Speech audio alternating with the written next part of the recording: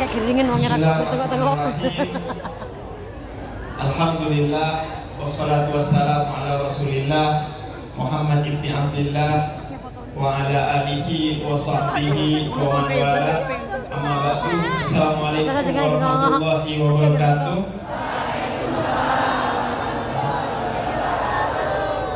Ya, pertama-tama senang sekali, terima kasih atas undangannya kepada Gus Hasan Habibi, sahabat saya yang sekarang dapat tugas jadi PJ Bupati Kudus. Saya pertama Gus Hasan ini ngabari bahwa akan jadi PJ Bupati Kudus, itu saya bilang innalillah. Serius, saya itu heran, wah ada ya orang itu enak jadi pemimpin. Kalau saya, kok kayaknya saya jadi Habib aja ruwet ini. Apalagi jadi pemimpin bupati, gubernur, presiden, itu hebat benar. Tapi ya kan, saya kalau jadi bupati itu kan turun kelas ya.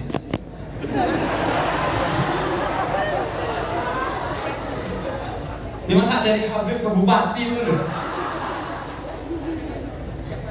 Anak presiden aja salaman ke saya.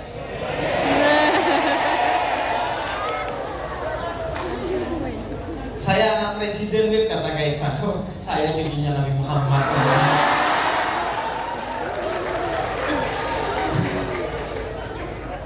Jadi terima kasih.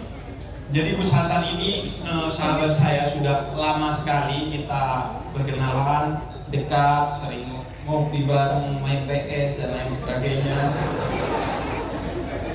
Terus ketika Gus Hasan menjadi PJ Bupati Kudus, maka saya berniat untuk terus menemani khususnya anak-anak muda di Kudus.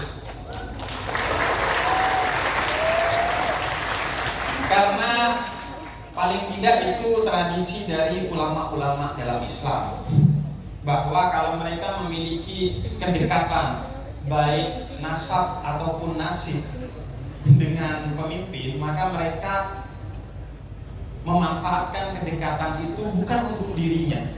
Misalnya Imam Ghazali dan lain sebagainya itu ketika dekat dengan para pemimpin di zamannya, mereka itu memasuki ruang-ruang pemerintahan bukan untuk memanfaatkan bagi dirinya, tapi memanfaatkan bagi umat.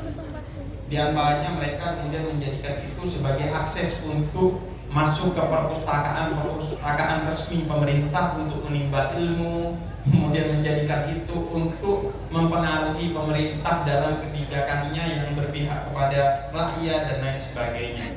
Nah, hari ini saya kesini menemani PJ Bupati Kudus untuk kemudian memanfaatkan kepemimpinan beliau untuk memberikan manfaat paling tidak secara batin kepada teman-teman anak muda di Kudus.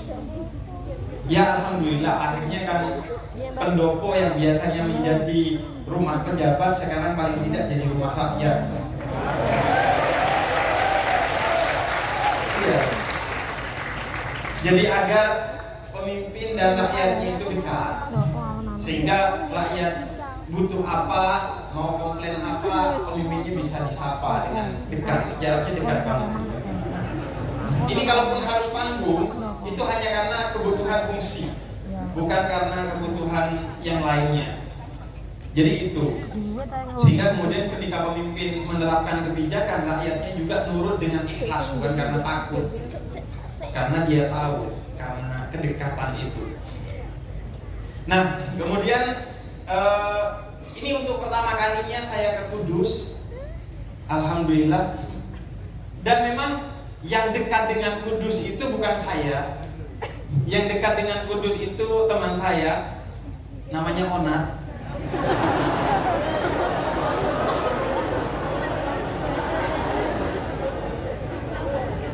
Walaupun gak deket-deket banget, dia itu ya lumayan deket dengan Roh Kudus.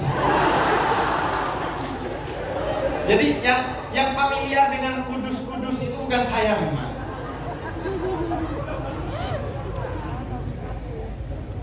Kemudian senang sekali jadi bisa bertemu, tapi saya izin bahwa saya menyampaikan beberapa hal yang tadi sudah saya diskusikan dengan Pak Bupati, apa yang sekiranya perlu saya sampaikan. Selebihnya nanti kita tanya jawab aja, agar saya menyampaikan bukan apa yang ingin saya sampaikan, karena yang ingin saya sampaikan belum tentu kalian pengen dengar dari saya, tapi biar kalian yang bertanya nanti saya jawab, agar saya menyampaikan apa yang ingin kalian dapatkan dari saya.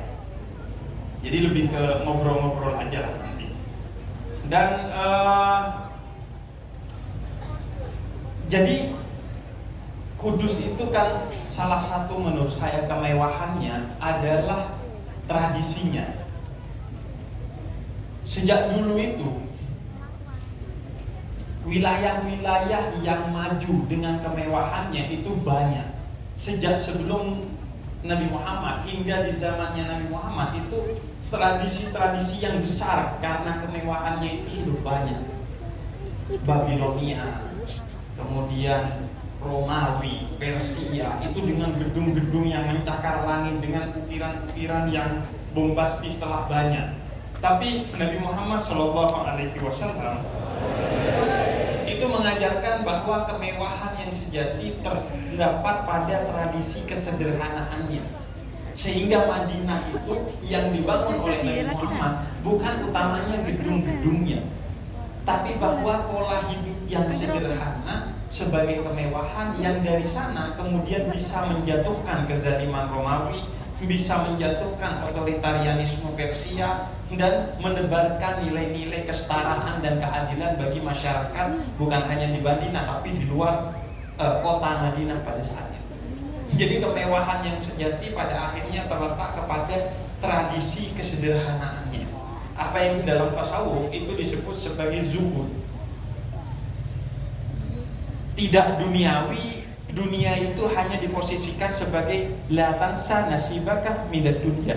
Gak lupa aja. Dunia itu bukan untuk kemudian diingat-ingat terus, tapi paling tidak gak lupa aja. Makan itu paling tidak gak lupa, bukan pikirannya makan terus, enggak. Paling gak lupa makan gitu. Karena itu kadang-kadang kita itu butuh pasangan untuk mengingatkan makan. Iya kan? Kan biasanya pasangan kalian itu mengingatkan sudah makan apa belum? Iya kan? Biasanya kan cowok kalian itu WhatsApp, sudah makan apa belum? Tapi Anda harus ingat, cowok Anda itu hanya mengingatkan sudah makan apa belum. Tapi yang ngasih makan Anda itu ayah Anda. Jadi jangan lebih percaya cowok Anda ketimbang ayah Anda, karena dia bisanya cuma ngingetin, nggak pernah ngasih makan gitu. Yang tanpa dia ingatkan, Anda tetap makan gitu kalau lapar. Itu kan cuma basa-basi busuk aja.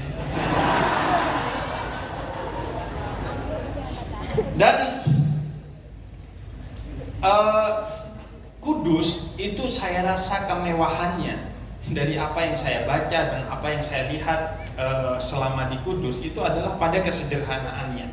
Bagaimana kuatnya tradisi, baik itu tradisi secara sekuler maupun tradisi religiusnya di masyarakat Kudus, yang menyebabkan kabupaten ini selalu baik-baik saja. Karena itu kontrol utamanya bukan pada pemimpinnya tapi pada masyarakatnya. Karena di sini kepemimpinan itu bukan pada personnya, bukan pada orangnya, tapi pada tradisinya. Kira-kira Kudus ini gak pakai bupati, gak pakai DPRD, saya rasa akan tetap baik-baik aja gitu. Karena apa? Benar. Dan itu dibenarkan oleh Gus Bahak tadi. Jadi saya soal Gus Bahak tadi, kata Gus Bahak, ya yang penting tinggal ngerawat aja yang ada. Karena tradisinya ini sudah membuat kita baik-baik saja. Kan gitu. Jadi itu yang terpenting, bahwa masyarakat ini teratur bukan karena dihukum, tapi karena memang secara etika ya seharusnya hidup begitu. Hukum itu kan peranata terakhir, dari pengaturan manusia. Manusia yang nggak bisa diatur baru kemudian dipukul dengan hukum agar teratur. Tapi manusia yang berakal, al-hur yakfi bil isyarah, kata orang Arab. Manusia yang bebas dengan akalnya, dia cukup dengan isyarat, cukup dengan etika, cukup dengan hal-hal yang tidak bersifat hukum, maka mereka akan tertib. Semaksimal-maksimalnya itu gak sampai hukum, tapi paling tidak sampai rasan-rasan. Kalau kita melakukan hal yang gak enak, paling gak dirasani sama orang dan akhirnya tobat gitu. Jadi itulah kekuatan kita, masyarakat Kudus ini. Jadi tugasnya Gus Hasan enteng, tinggal menjaga apa yang sudah ada, tinggal merawat apa yang sudah tumbuh di masyarakat. Karena tradisinya itu sangat kuat. Dan tradisi ini menjadi sangat penting. Karena kenapa? Karena puncak dari umat Islam, puncak dari keislaman itu ada pada tradisi. Sebelumnya ada yang non muslim? Ada? Enggak apa-apa, Anda aman di sini. Ada teman-teman non muslim enggak apa-apa? Angkat tangannya. Saya malu begini. Ya kalau nggak ada, mungkin ada salah satu dari kalian yang murtad dulu. Biar terasa keragamannya itu loh. Jadi next tolong dikabari buat acara seperti ini jika nanti ada lagi, entah itu kapan. Acara saya ya, khususnya acara saya di Kabupaten Kudus. Bagi teman-teman yang non-muslim, silahkan kalau mau hadir. Saya berusaha semampu saya untuk menyampaikan hal-hal yang mungkin rujukannya Islam, tapi pesan-pesannya itu universal. Bisa dimengerti siapa. Jadi mau yang Kristen, Katolik, Hindu, Buddha, nyembah le mineral atau pokoknya kita duduk di sini, ketawa bersama, tercerahkan bersama. Silahkan. Kemudian jadi puncak dalam tradisi Islam itu adalah dalam Islam itu adalah tradisi, yaitu mentradisikan kebenaran. Karena begitu kebenaran itu ditradisikan, maka kebenaran itu dijalani secara enjoy dan penuh dengan ketulusan tanpa keterpaksaan, karena sudah masuk ke dalam diri kita. Makanya kalau dalam tasawuf, puncak dari capaian itu didapat dengan riyadhah. Riyadhah itu apa? Tradisi, mentradisikan sesuatu. Karena istiqamah khairun min alfi karamah. Tradisi itu jauh lebih mulia dari ribuan kekeramatan. Kalau ada orang bisa jalan di air atau terbang di awan, itu gak ada apa-apanya dengan orang yang punya tradisi yang baik. Orang yang konsisten dengan satu kebaikan. Istiqomah atau tradisi itu khairun, lebih mulia dari ribuan kekeramatan. Nah, karena itu tradisi itu menjadi puncak dari para sufi. Dengan apa? Dengan latihan, riyadhah. Sesuatu yang luar biasa itu menjadi biasa saja karena dibiasakan. Jadi kuncinya adalah membangun kebiasaan, apa yang kemudian disebut sebagai tradisi. Dan tradisi itu sifatnya turun-temurun dari yang telah lalu. Seperti di Kabupaten Kudus ini sudah tradisi dandangan misalnya, sudah ratusan tahun ada di masyarakat dan itu dirawat. Karena sesuatu yang luar biasa menjadi biasa kalau dibiasakan. Karena itu al-adah muhakkam. Dalam hukum Islam, adat atau tradisi yang baik yang tidak bertentangan dengan hukum-hukum Islam, maka dia bersifat hukum dalam Islam.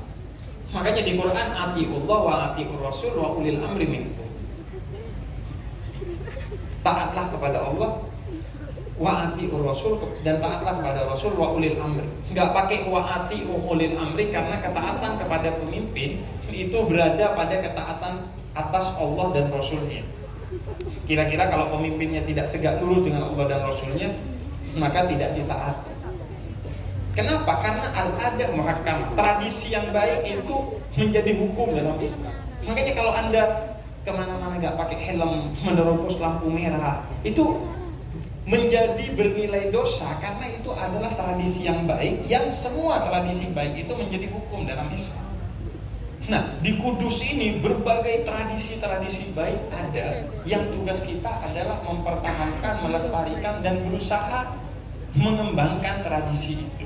Karena penyakitnya anak muda itu tidak mau kemudian mewarisi tradisi, karena dianggap tradisi itu sebagai bentuk kemunduran, sebagai bentuk ketidakmajuan.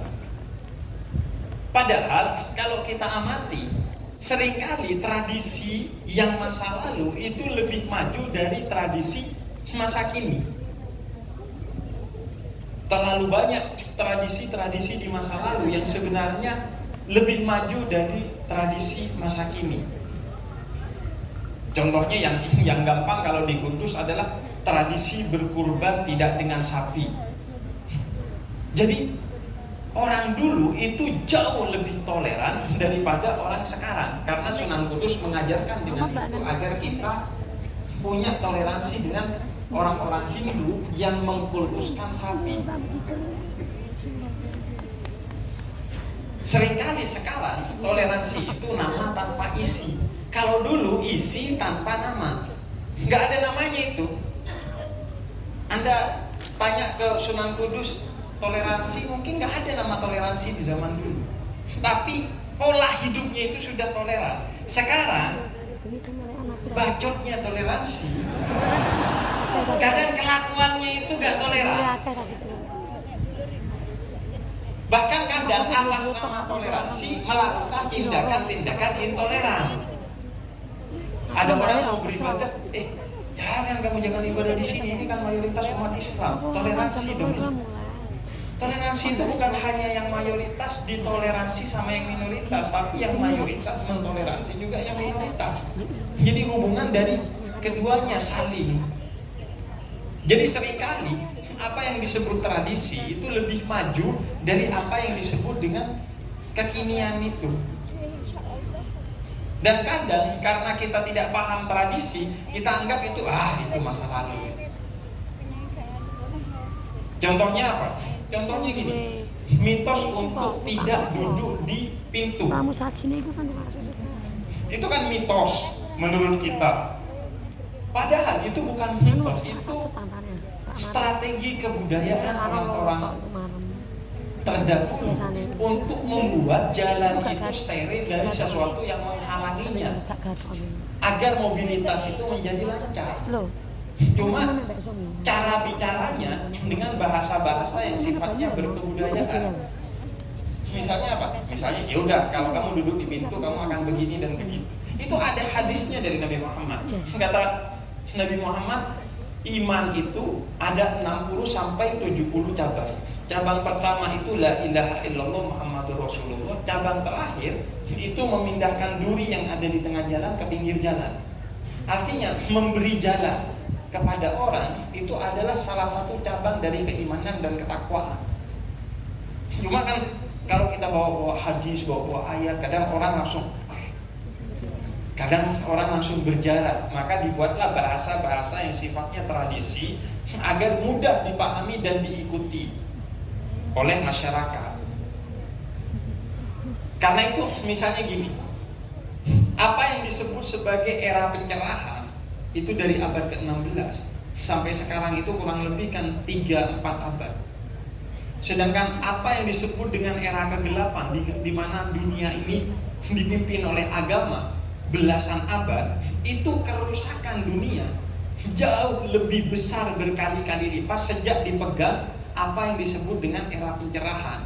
Ketika sains dan teknologi ini semakin maju, justru itu lebih merusak alam ketimbang dipegang oleh agama yang belasan abad disebut sebagai kegelapan. Padahal itu disebut kegelapan, tapi dunia lebih baik-baik saja. Entah alamnya, entah manusianya. Tapi apa yang mengklaim sebagai kemajuan dan pencerahan justru merusak alam dan manusia lebih cepat dari ketika dipegang oleh agama di masa-masa lalu. Contoh bahwa kemajuan dan kemunduran itu seringkali lebih maju yang dulu ketimbang yang sekarang. Contohnya begini, HP atau media sosial. Itu namanya aja media sosial, media untuk bersosialisasi. Tapi kenyataannya lebih sering media sosial itu menjadi media ansosial, bahkan media antisosial. Saya kasih contoh. Ada orang yang karena media sosial awalnya dia dekat menjadi jauh. Memang media sosial kadang mendekatkan yang jauh, tapi juga seringkali menjauhkan yang dekat. Konsepnya, dasar logikanya, kalau yang dekat aja menjadi jauh karena media sosial, apakah masuk akal kalau yang jauh jadi dekat karena media sosial? Bohong, berarti kedekatannya kedekatan semu. Karena kedekatan yang sejati itu kedekatan langsung. Karena kalau kedekatan melalui media sosial itu kan bisa dibuat-buat. Ya kan, ada sering di media sosial suka kepada satu cowok atau satu cewek, tapi ketika ketemuan kok